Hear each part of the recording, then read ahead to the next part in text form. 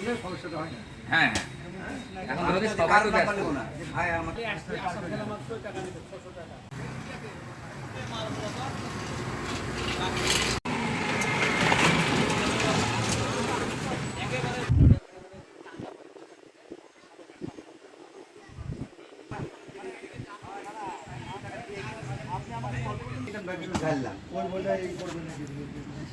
আমি বললে সমস্যাটা হয় না। হ্যাঁ এখন আমাদের সবাই তো ব্যস্ত। না ভাই আমাকে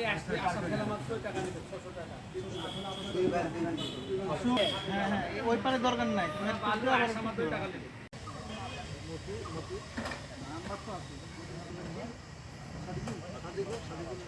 সাগর আমার হচ্ছে নাতি হয়। তো যেহেতু সাগরের আব্বা আমার বড়, এই জন্য আমি মামা বলতাম। আমি সাগরকে মামাতো ভাই ডাকতাম, আমার ছোট ভাই। তো সাগরের লাশ এখনও ঢাকাতে আছে। ঢাকা থেকে বিমান বাহিনীর দুইটা হেলিকপ্টার বা একটা হেলিকপ্টারে লাশ আসবে। আসার টাইমটা ঠিক এখনও জানা যায় না, তবে ওনারা জানিয়েছেন ওনাদের কর্তৃপক্ষ যে রাজশাহীতে 4:30টার সময় ওনারা জানাজা করবেন।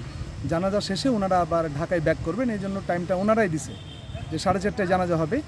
রাজশাহীতে জেলা স্টেডিয়ামে জানাজা হবে এবং তার পাশে যে সপুরা গোরস্থান, সেই গোরস্থানে তাকে দাফন কার্য সম্পন্ন করা হবে।